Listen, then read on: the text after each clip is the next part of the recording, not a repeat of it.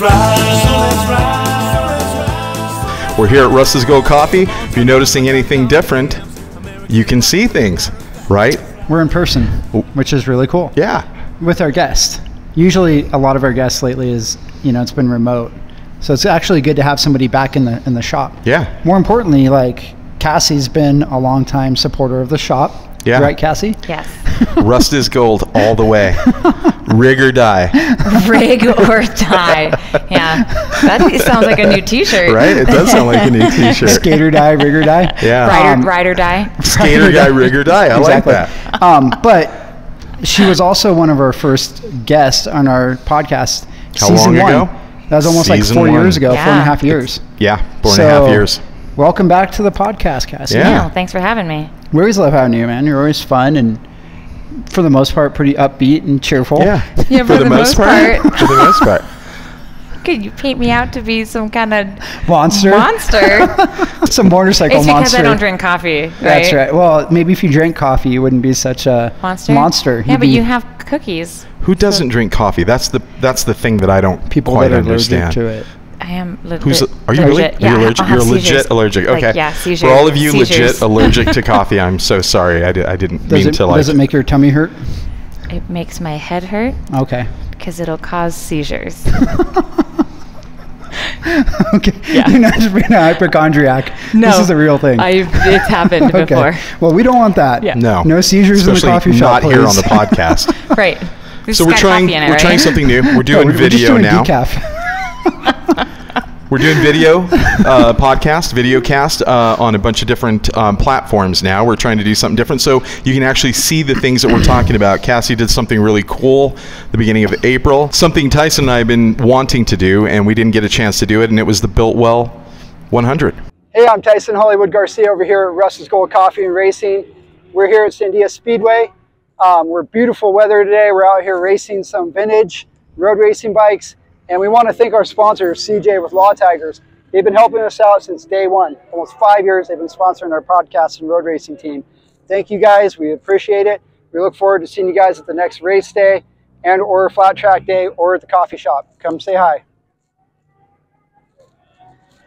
We actually have been talking about the Biltwell 100 for a couple years now. Right. And the idea was for the rig racing team to go out and actually do this event.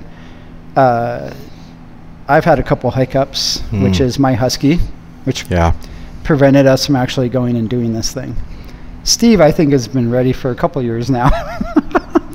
Yeah, I mean, technically, the bike has been pretty much ready, the little Suzuki, so I could take it any time. But time has been our enemy, actually. Time is father time, and the busyness of the shop has kept us from doing a lot of things. But when I first saw this event years ago, I actually saw it from Rusty Butcher, which I'm sure you saw out there. He's the guy that redid all the Harleys, and he was kind of like one of the first. I don't want to say the first guy to do Harley scramblers because these have been done since the 70s. Yeah. But he kind of redid it in a really cool way that made it kind of popular again. I remember pulling up like a Sideburn or an Iron and Air, and Rusty was in one of these. But it also showed a bunch of the racers that had been going to these, and they had a bunch of vintage bikes, which I thought was cool. And it kind of reminded me of back in the day when Andy De La O and all those guys were talking about like vintage racing in the 70s that they used to do, desert racing. Right. Super popular, you know, Steve McQueen, where we see like pictures of Steve McQueen and all those guys doing that. Elsinore and all that stuff. Yeah, and I was like, man, this would be really cool to get into this. But again, we either don't have the time or my bikes are never running. Yeah. But you did have the time. Yeah, I made time. Yeah. You're going to use that against us, aren't you? She's like, well, if you want it, you can make time. But, I mean, not only did she make time, because this is what Cassie does, but you, in a weird way, like you've been training for this without really knowing about the event for quite some time. Yeah. Because it's an off-road, kind of like a desert race. Yeah. So, you know, you've been doing desert riding for about how long now? Since I moved here for, I guess, the last 4 years. That's it? Yeah. Oh, wow. Okay. But you've been riding motorcycles forever, but yeah, the desert side of it has only been recently with the dual sport kind of stuff, right? Yeah, and sand. For sure. Really? Yeah. Yeah, so that's relatively new. Okay. So what made you want to get and actually try this event? Well, my friend actually asked me to go, and so I was like, well, I don't have any other good excuses, so I went.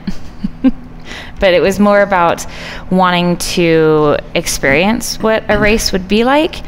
There's a bigger competition that I want to participate in later this year, and I've competed in it before, and competition is really challenging for me. So the desert race seemed like a perfect opportunity to kind of get back into that competition space and see if I really liked it or not. So this was your first actual real competition, motorcycle-wise? It would be my second, because the first one would be the BMW GS Trophy Qualifier. Okay, and explain how that one works. So that one's more like obstacles for motorcycles, where the desert race is a desert race. What, doing like figure eights and wheelies or what? Well, yeah, so think about if your young child put together an obstacle course in your backyard, you have to ride your motorcycle through it. So that's what the GS Trophy is about. Low crawl through this thing. Yeah, it's hula like hoop through that. Pretty much. Yeah. Okay. Yeah, you can actually see the GS Trophy on Amazon, I think. Okay. Yeah. But these are two totally different things. Totally different things. Way different. Yeah, but step back a sec, because you have been training on a GS 1250 forever, right? BMW. Right. So that's a big bike, first of all. Right. Like, it's not the kind of bike that, like, you know, McQueen was riding out in the desert. I mean, that was like what was that, 650? Yeah. I mean, these are small, right? BSAs, Small Triumph Huskies. Bonnevilles and stuff. You're taking like a massive adventure bike out in the desert all the time. You've been training and doing this for a really long time. So before we get into like what made you decide to do the Biltwell 100, did you have any sort of reservations about like taking a bike that size out there? Yeah, I definitely had reservations about taking a bike that size out there, because picking them up in the sand is the hardest. Yeah, and I'm not picking on you. It's okay. You're 5'4". Yeah. I mean, you're strong, but you're you know. Yep. But this is what you do. I mean, all your trainings that you've been doing over the last few years has been training people how to pick up bikes, how to ride in the desert. Right. What happens if you have to lay it down, things like that, right? Right. Yeah, it's just about learning how to manage the bike that you're on. It's not necessarily about like, hey, grab the biggest thing you can find. Sure. It's just about managing the bike that you want to ride. Okay. Yeah. So did you do any research prior to the event to see like what the distance is, what you should take, gear, stuff like that? Not really. I mean, I figured a desert race is a desert race, and deserts kind of look the same, which is of course not true. But no, I didn't do a ton of research. I mean, granted, I've been riding in the desert for a while, so I kind of knew like what I needed regarding gear and that sort of thing, and tires and so on. But Biltwell had actually sent out an email, you know, about a week prior or so before the race, and they sent a video that showed the year prior what the route was like, and of course the route was different, but it gave a good sense of how things were going to work. And did they add miles to make this a different route, or? No, it's always been 100, so they just found. Yeah, I mean, when you were out there riding, you could see all the paths crisscrossing. So I mean, there's probably 100 or 1,000 different combinations that they could make in this area. Very cool. Yeah. When you have like the idea that you're going to do it, when you said you didn't research it, how do you determine like what you're going to take? I mean, what do you mean by what was I going to take? Yeah, like, you gonna go light gear? Or are you I was going light gear. Yeah, 'cause it's hot, right? Yeah. I mean, even though it's April, it's still Southern California, so you're like probably 70 something degrees during the day, but really cold at night, right? So you got to take enough clothing to be warm while you're preparing and stuff, starting early, and then it's going to get super hot. Right. So do you like strip things off as you're riding? No, we didn't start the race until about 10 o'clock, and so by that time it was starting to warm up. It was really just in the evenings. As soon as that sun went down, you know, typical desert fashion, it gets chilly. So it was really just, you know, making sure that my sleeping situation was warm enough, and that I had, you know, a jacket with me, that sort of thing. But yeah, starting the race, I mean, I put on what I was going to wear. I didn't want to peel off because there really wasn't any place to peel. Granted, they had pits, and it was 25-mile loops. And so you'd have to come back in, and, you know, I could have easily, you know, shed any layers there, but it was warm enough by 10 o'clock. Yeah. And you've done this before, so you know the right boots and the gloves, Camelback, right? All that stuff to keep you hydrated. Let's go back to you guys arriving to California. Yeah. So you guys leave Albuquerque. It's you, Chris, Deanna, and just the three of you, right? We all went different times, though. Oh, wow. Yeah. Yeah, so I went out there early. I had an event in Las Vegas. Okay. Yeah. And then you met up with them, and then this is in California at a place called Ridgecrest. Mm-hmm. And where is that located? It's in the desert. Southern California. I guess it's... And I can't remember how many hours it is northeast of LA. A couple hours. Mm-hmm. So up by like Barstow area, kind of like that. Mm-hmm. Very cool. Yeah. So then you guys get there on Friday, right? Yeah. Which is March 31st. Mm-hmm. You check in. Is there like a huge check-in area, or like what's going on? No. So the space was this huge off-road area. I mean, it was just open space. And you pulled in, and they had a single pop-up tent, two guys working out there, and they simply asked you, are you a spectator or are you a racer? And you tell them which you were, and then spectators went up on the hill and racers went down into the pits.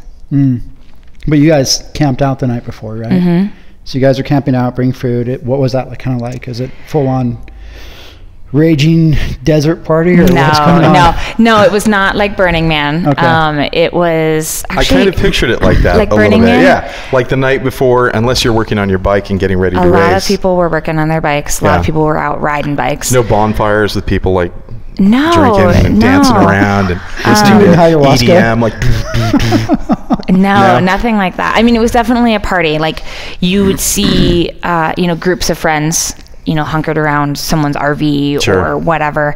And people had fires, again, kind of like in their little groups. But it wasn't like one big, huge party because there was a lot of people there. So were they taking it kind of serious, actually? No, well, I think some of the riders were. Yeah. But I think the overall sense, at least this is what I experienced, that it was a motorcycle party with a race in the middle. Right? That's cool. I mean, just the way the announcers were, and just kind of the way that the setup was, like it was just chill. So like true to 70s kind of fashion. Yeah, like it wasn't ride or die, Okay. It was just ride and have a good time. So you show up there. When do you actually register? Do you register the day before, or do you like register the next morning before the race? So they had registration both days. Okay. So they had, your standard registration on Friday, and then Saturday they had late registration. And when do you get your cool little vest? So I got all of my cool little things, right? So the way that the numbers worked, I ended up with number 97. It was totally random. Just random? Yeah. So whoever you were in line, I just happened to be the 97th person to register. Gotcha. I don't actually know if I was the 97th because I don't know if they started at 1. Sure. But wherever they started. So yeah, you got that in a bag full of all kinds of stuff. They had little commemorative cans of beer. That's really cool. Which was really cool. That one's empty. This one's empty. Yeah. Yeah. You got to hydrate before the race. Well, I don't drink beer either, so I'll have a good old margarita, but I don't like beer. Would you just pour it out there? No, I gave it to Chris. No, I brought it home for my husband. Oh, okay. So Chris emptied it out. So he got that. That would be really cool if like the day of the registration you take it and you're like, I hate beer. Yeah, and then that's really cool. Yeah. I mean, the vest is very like vintage desert racing style too. Yeah, it was traditional. Yeah, it was really cool. A bunch of little orange vests everywhere. Yeah, imagine. So you guys register, and then your race starts off at 10 a.m. in the morning. Mm-hmm. So are they just starting to stage people in rows? Yeah, so they kind of did. And I can't remember how many rows there were. I just knew which row I needed to be in. And they did what's called a rubber band start.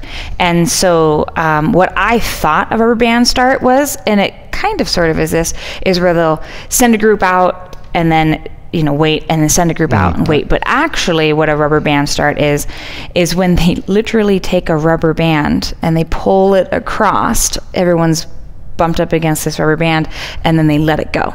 And it snaps to the other side and everyone takes off. And I was like, oh, that's a rubber band start. Sure. So that's what they would do. But they did it in waves just like that, where they had group, 1 through, I think it was 10 or 11. And they put the pros in the front, obviously. Yeah, right? They put the fast guys up front and gals. There were some fast gals. Put everyone up there and off they went. And then they would wait like a minute and a half. So everyone takes off at the same time? Not everyone. Okay. No, not all. No, because then you've got, you had classes like the pole start class. Which Deanna did, right? The little pole start. What was hers? What do they call that little bike? I think it was called the Misfit class. Is that what it is? Yeah, because it was like pole starts and had to be under a certain CC and so on. But yeah, so they would send them out, and then it would just be too dangerous to have the those little Misfit class taken off with all the really fast riders. So yeah, they sent them out in waves, about a minute to 2 minutes. And in your start time, you obviously want to get, I don't want to say the whole shot, but you want to get your quickest jump on that line. I didn't. You didn't? How many riders were in your class? Because it was novice women. There right? were 2. Oh, just you and one other lady? Mm-hmm. Wow. Yeah, in our class. Why do you think that is? Because we were riding the big bikes. Because so my class was 900 and bigger. Adventure. So you said one other lady. So was there a men's class as well? There was a men's class as well. Big bikes? Or larger displacement? And how many riders were in that class? I'm not sure about the men's. Okay. Yeah, I'm not sure. It was relatively small. There were actually 3 Desert X's, which I was very excited about. And it wasn't huge. But what about the pro class? How many riders were in that one? There really was no pro class, but there were way more appropriate desert racing bikes out there than there were everything else. I wouldn't know. On the female topic, though, I noticed that, because I follow the Litas, that there were a lot of Litas out there. And I don't know if you saw them, but they were riding like dirt bikes and like, what would you call them, like modified little desert sleds, you know what I mean? Yeah. Which was interesting. Scramblers, but they were just a little bit different. It was interesting to see that many of them gather as a group out there. I was actually really pleased with the ratio, men to women racers. It was, it wasn't 50-50, but it was close. Wow. That's cool. Yeah, it was awesome. Wow, that's kind of really surprising, cool. Actually, but that's cool. It was probably more realistically like 30% ladies, but every year it seems to get better. So, if you look at on their Instagram, Biltwell, the Instagram that they have for their overall site plus the 100, there was a lot of cool like vintage bikes out there too. If you followed it, they had like old Indians and knuckleheads and stuff, and I was like, they've got somebody racing a bike from like the 30s and 40s in this desert. Yeah. Like super rough terrain. They had those bikes, but most of them had suicide shifters too. I couldn't imagine taking my hands off in the sand like that. Basically no suspension. But they had those bikes. They had about 6 or 7 of them lined up at the award ceremony. Jeez. And it was just like, wow. They only had to do 1 lap, so they had to survive 25 miles. Could you imagine how beat up you are after that 125-mile lap? I was beat up. Did you see that? It was like an old Sporty that was like it was a scrambler setup out there. Did you see the photos that they had posted? It was super cool. So but I was like, God, that bike's so freaking heavy. Well, that brings me to the next point was because Rusty Butcher is such a big name in that kind of world. Again, and I'm sure you're looking only at your class for the most part, but there had to have been a pretty big desert sled / Harley crowd, there was. right? There was, yeah, sure. What were those guys kind of like? Were they a little different? They were wild. Were they? Oh my gosh, like out on the race, it was insane because those guys would just fly past you, but those bikes are just not designed to take that stuff. And there was one guy who passed me, and then his bike's like boop, boop, boop, and I was like, I'm gonna run him over. Like if he goes down, I'm running him over. Like there's no option. And he just rode it out, and I'm like, oh my goodness. Jeez. It was insane. Those guys are just on a different level. Do they even have dirt tires on it, or are they just like street tires out there? I didn't look closely enough. They've got to have dirt tires on them. Yeah. There's just no way. There was so much sand and so much deep sand, like you wouldn't have survived with a street tire. No way. No. So your rubber band start goes, and you take off. Are you mixed in, or is it just you and your other competitor? in your class? No, we were mixed in with the men. Okay. Yeah. So your rubber band starts to go, and then are you nervous beforehand? Oh yeah, totally. Yeah, like shaking. Mm-hmm. I was. I started like, my palms were a little bit sweaty, and I was like trying to be cool, and not cool as in like, hey man, I'm super cool, but like just trying to be chill. Like I've been here before. Yeah, no, right? No, none of that. I was totally honest about how I was feeling, and I had a method where I was like, okay, it's gonna be dusty, and there was a pinch point, and so I knew that like I didn't want to just take off and get stuck in that pinch point, because you had to go under a railroad, and so they had this little tiny tunnel. So I didn't totally go crazy. Sure. I probably punched it at like 80%. Okay. So I let because I could tell there were some fast guys in my class, and I was like, I'm gonna let them do them, and I'm going to do me, and I'm going to hang out back here. So it was probably one of the last ones to get through that pinch point, and that was fine. Like I set the pace, and that was my goal for the whole race, because I had to do 3 laps, so 25-mile laps, so a total 75 miles. I wanted to go in on that first one and just get an idea of the course. I didn't want to ride it 100%. I wanted to just chill and take it all in, figure out what I was in for. Hi, I'm Thaison Hollywood Garcia with Russ's Gold Coffee and Racing. We want to thank our sponsors, Motopia, our buddy Jesse, Scott, the whole crew over there. Want to thank you guys for helping us out. They're located, the new shop is at 2839 Carlisle Boulevard.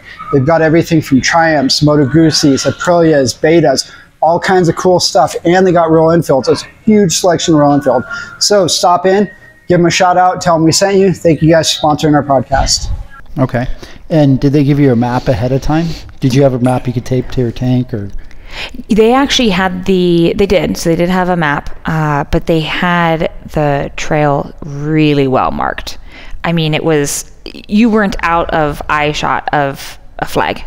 And they had these little pink flags on everything. Yeah. And so it was really, really well marked. That is helpful. I heard a rumor that you were helping a lot of people that went down. I did. So you were like not so concerned about how you were going to finish. You were just like, because of what you do as a trainer, I'm sure you were just like more concerned about people getting hurt and being able to ride. Yeah, so the story behind the rumor is that there was this hill, and I looked at it and I was like, okay, this is a momentum hill. And what I mean by that is it was loose, and so you weren't going to have any traction on it. You had to get the speed at the bottom and go. And there was a little bit of a turn at the bottom, and then you shoot up. And there was a rider who had gone down. His bike was in the middle of the trail, and the trail is really narrow. Trying to have 2 bikes next to each other would have been tight. Going up this hill. And he went down, and I could tell by the way he was hunched over, I was like, oh, he's seriously hurt. Oh, wow. And so I stopped on the hill, and I stopped riders and checked in with him. And so we tried to move his bike, and we couldn't get his bike moved more than just like halfway off the trail. And I just had him sit there. And I was like, I'm going to come back for you. So I rode the rest of the way up the hill because there was no place for me to park. So I rode all the way up, and I parked, and I walked back down. Helped this fella out. Once I got him settled, there were 3 other riders. And then I helped them out. And then there were 3 more riders. And then I helped them out. And it was hard for me to just leave, right? Because I wanted to, that hill was not easy. And if you went off track, there was even less traction, and people were getting stuck. I had to help one of those Harley scrambler things, and I was like, how heavy is this? And I even asked him that, and I was like, wait, don't want to know. It took 3 of us to get that bike out of there. Jeez. It was heavy. But did they not have a crew? So they did have a crew. So here's how it worked: is every racer had this little business card thing that was called a stuck stub, and you would fill it out, and then you'd hand it off to the next rider, and they would then take it ahead, and they had people kind of put up in spots. Like there was a water station, there was a place where we had to cross pavement, so they had flaggers and stuff. So you'd stop, and they would radio it in.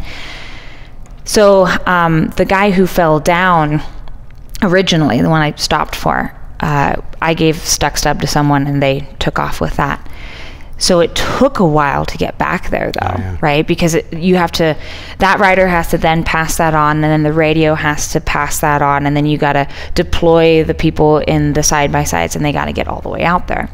It turned out that the guy that I ended up helping actually broke a few ribs. Oh, wow. And so he was in bad shape. Of course, by the time I got back to camp, he was nowhere to be seen, but he ended up reaching out to me and let me know. So he's on a long road for recovery, but he's okay. Why not put somebody, if they know that this is a trouble area, why not just put somebody stationed there? So the interesting thing about that is they didn't think it was going to be as problematic, because of course they had run the route, and they were like, oh, this is fine, but it ended up not being fine.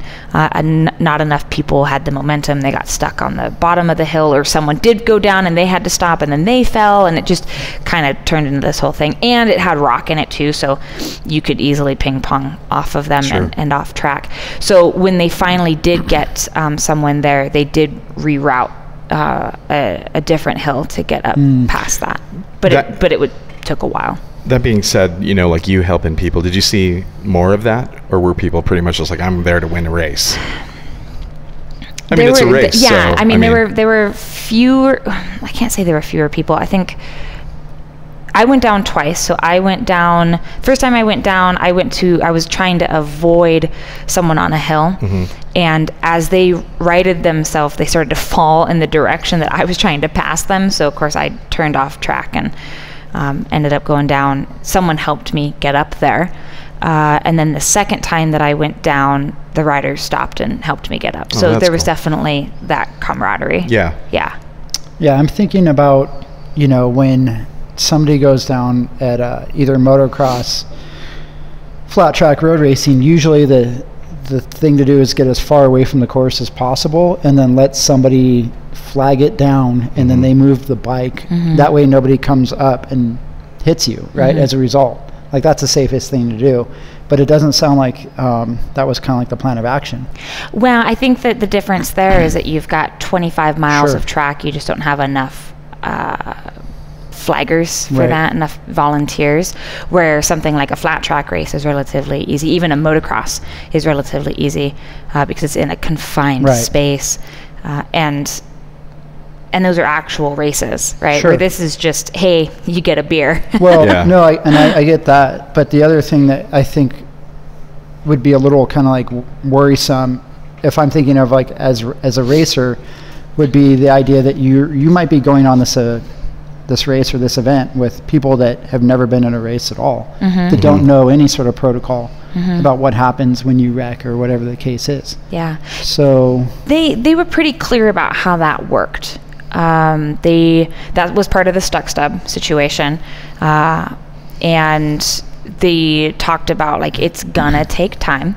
If you go down and you're not injured, we're going to help the people that are, right?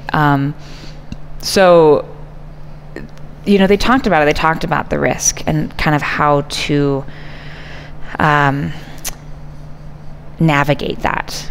And there were definitely a lot of people who were down and off to the side of the trail, either with mechanical, or they, maybe sprained a wrist or broke a rib. So a lot of them actually, their clutch lever got jammed, or something rattled off.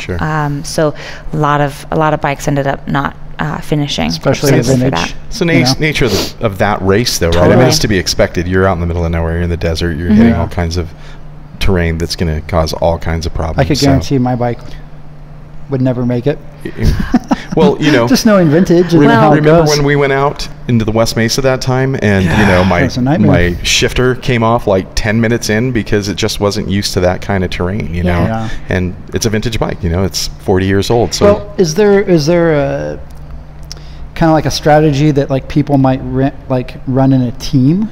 Did that happen where people could run a team and then have backup parts? Like one guy carries an extra clutch lever and another guy they probably has a cable with them, and they probably did in their pits, right? Like in the pits. But I mean, there was one guy that I kept seeing. He was part of the Misfit class, and I mean, every time I saw him, he was working on his bike, but in different places.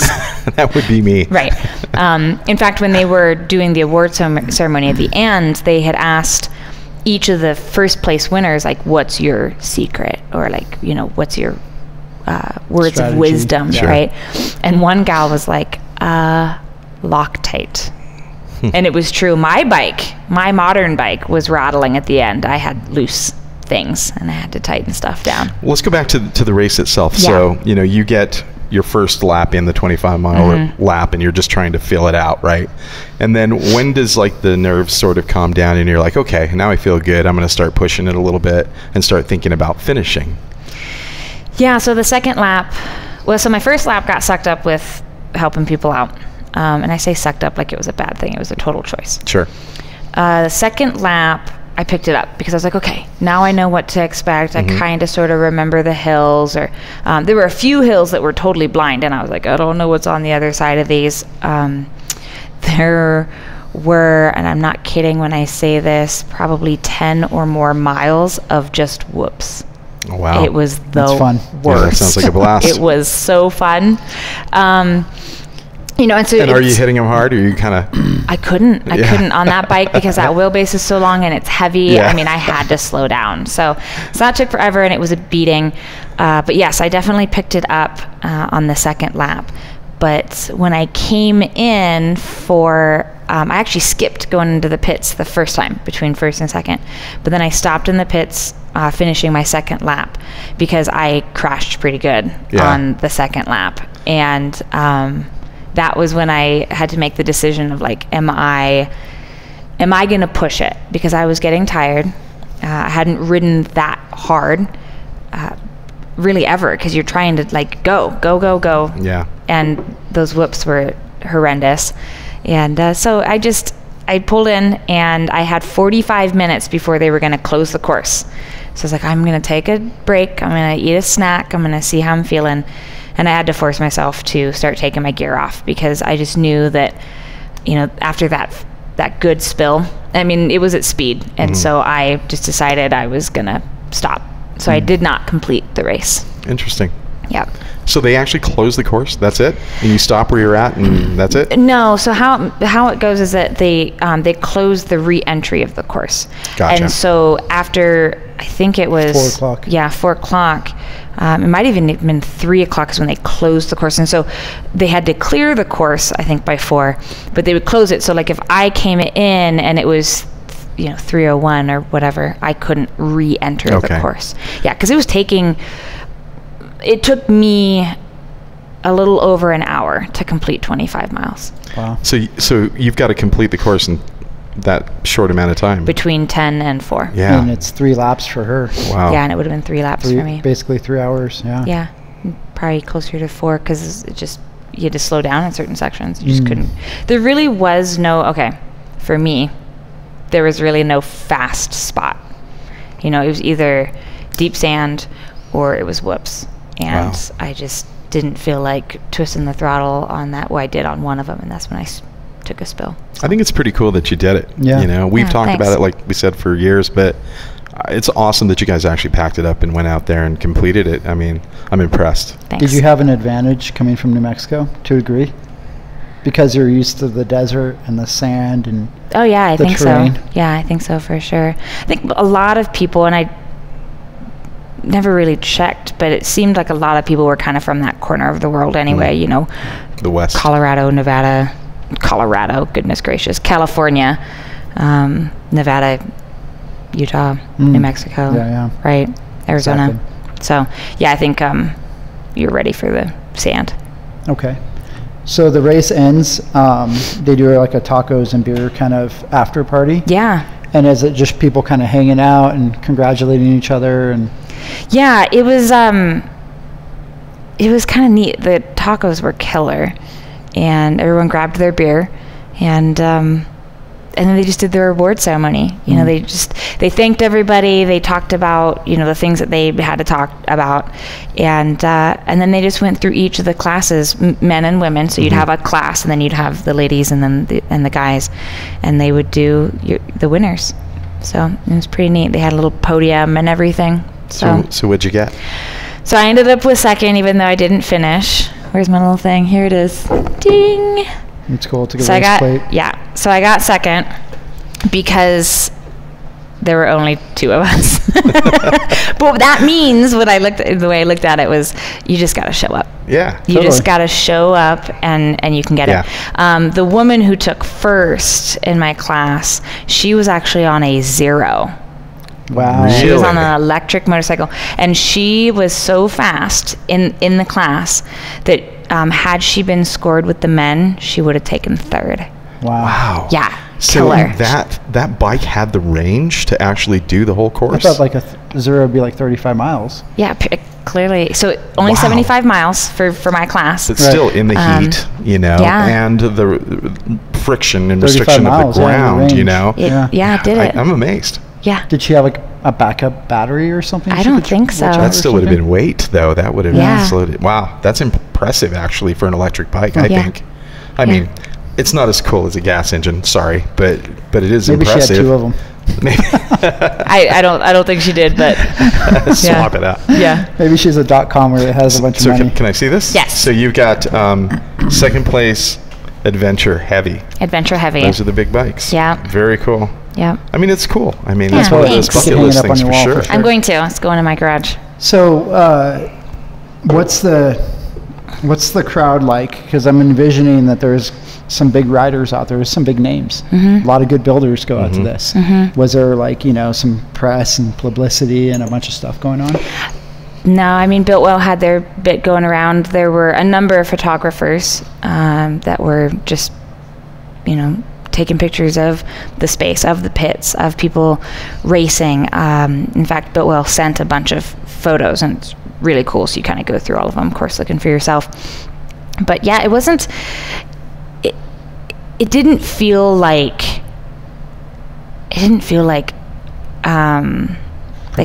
Yeah, I guess that's the right word for it. It was just neat, you know, because you do have these big names out there, and granted, I don't follow any of the builders, so like, you know, Rusty Butcher, I actually just heard of him at that race. You know, otherwise I'd never heard of that. And so, and then Jordan Graham, he was there. He was actually racing. I was like, oh, that's really cool. And so, but yeah, other than that, like. So this is the 3rd year? This is the 3rd year. So will you do it again? Yeah. Yeah? I think so. You gonna do it next year? I would like to. I have to make a decision what bike I'm going to ride, or I got to buy a new one. So if you were to do this again, or take a year off and then do it again, what's your strategy this next time around? What would you do differently? I'm not helping anybody. Oh, I don't know if I can do it. I don't know if I could do it. Strategy would be, I guess, practice more, right? Like, when I was out there, it ended up zapping way more energy than I thought. Oh, yeah. You know, I mean, I was kind of running a little thing out, you know, just near here, running it back and forth, but it was nothing compared to what I was up against. And so, yeah, just ride more and ride harder. So in what sense? Was it just like the physical aspect of it, the stamina? Was it strength? Like, were you exhausted the next day and sore? Like, were there things that you now know that it's going to require for you to do? Yeah, I think it's the stamina. I just ran out of steam. You know, where I felt myself getting sloppy, right? Where I was just a little bit behind the bike. I wasn't as on top of responding to it. There's some things I want to do to the Desert X that will help really dial it in for the next one. But so from a physical standpoint, what would you do now? I just need to get out and ride more whoops and more deep sand and do it hard. Yeah. Right, do it at a heavier pace, faster pace. You know, really push it, and that's really all I could think of doing, other than, like, you know, maybe getting into the gym and working on endurance. Yeah. But I mean, sure. I mean, I felt fine the next day. I mean, I was sore, so I was able to kind of bounce back in that way, but just being on the bike, there's nothing that replaces it. Yeah. I think back to when we had Ernie V. Hill on one of our earlier podcasts, and he was training for the Baja. It was Mexican 1000. Mexican 1000, and he hasn't done the Baja yet, has he? So he had done the Mexican 1000 twice, I believe. And he said that he was going out to somewhere out here. I don't know where his spot is.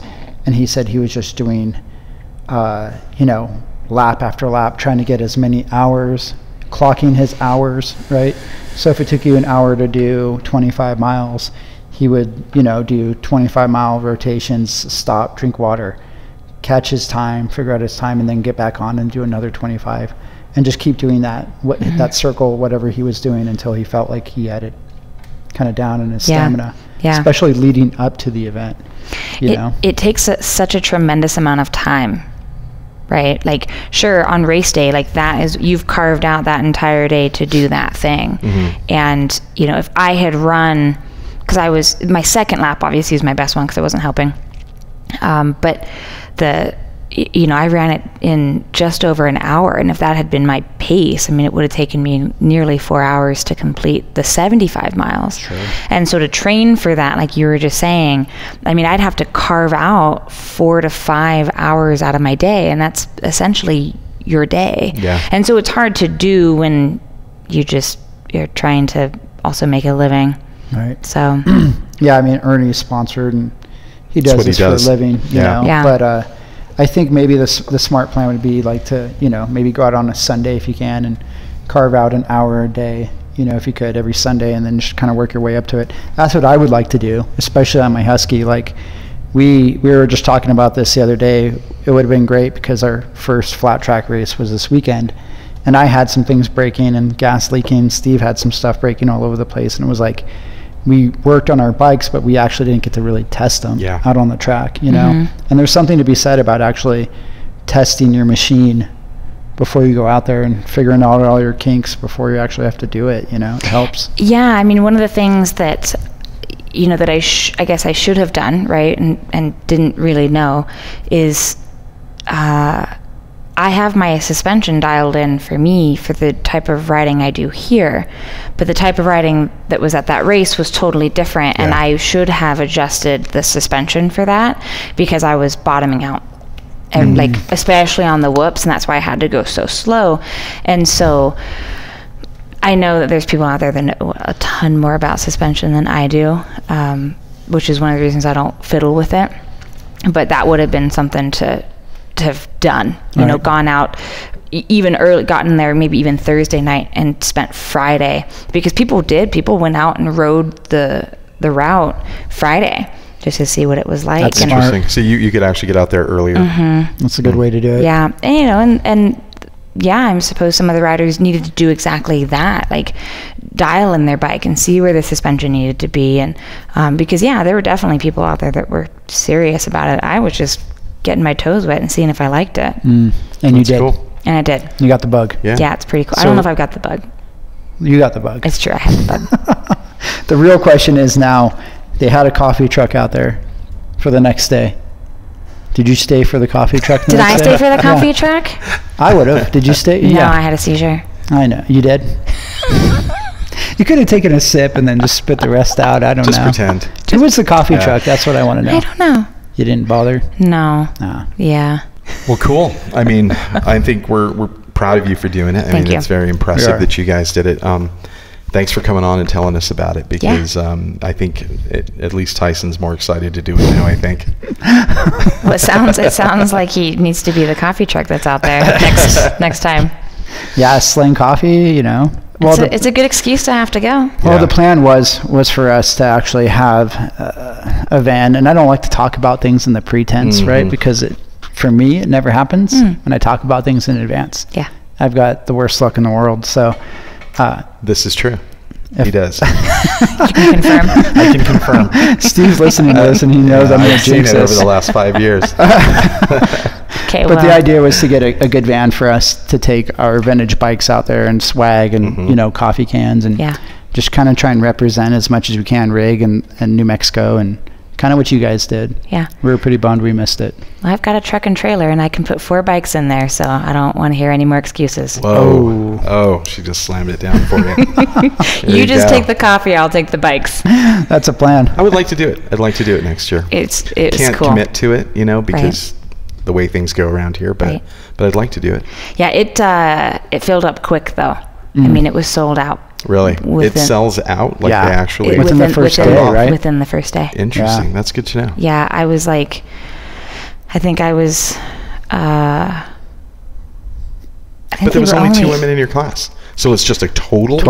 Got it. Yeah. I can't remember how many riders they took, but I think only 300 or something like that. Maybe less than that. Well, yeah, I can imagine it's just chaos otherwise. Yeah, so they limit it, but it sells out in the same day. All right, well, we'll put it on the calendar. Now you know. Is this one of your top 10 motorcycle experiences? I don't even know if I have 10 motorcycle experiences. Yeah. Yeah, it's definitely up there. Just go with it, dude. It has to be one of your top 10, top 5. Jeez. I'm just yanking your chain. Hey, tell us about your business quickly and where people can find you. Cool. Yeah, so FGF Moto. So I do training for both on or off-road, basically. Anything that you want to ride, I'm going to teach you how to ride it. And my goal is just to make you more confident and make sure that you're safe. And so if you want to do pre-MSF, Motorcycle Safety Foundation, which is where you get licensed, you can do a pre-course with me so you can get a better understanding of how motorcycling works. And then I do post-licensing as well. And so that's just to get you essentially from the parking lot to the street or the trail. Cool. Steve's wife took your course several times. That's right. Yeah. So you can find more information online at fullgearfemale.com, which is what FGF stands for. On a side note, we had her out for one of our moto meetups. This was in March. Yeah. Remember this? Yeah. And it snowed the entire time. Oh, yeah. Which was pretty wild. So it snowed, and Cassie still came out, and Chris, and we weren't expecting a turnout because it was snowing, but we actually had quite a few bikes that rolled out that day. It was a good turnout, which was really cool. Kind of a snowy day. It was We're a not great talking turnout. about weather on this podcast anymore. But it's a weather podcast. Steve loves it. But people still showed up, and you still gave your presentation, and you had a decent crowd. There was like 25 people, 30 people that watched you go through your seminar, and it was cool. It was awesome. Yeah. So. Cool. Thanks, Cassie. Yeah, thanks you. Thanks for popping in, being our guinea pig on the new VideoCast. Anytime. Here I am. Steve's big idea. In the flesh. Yeah, it's going to be rad. Thanks, Cassie. Pleasure as always. Thanks, guys. Down the way, not too far, an old-time rockabilly coffee bar. Record machine tucked in the back, Elvis singing about a Cadillac. I'm on a BSA, been riding all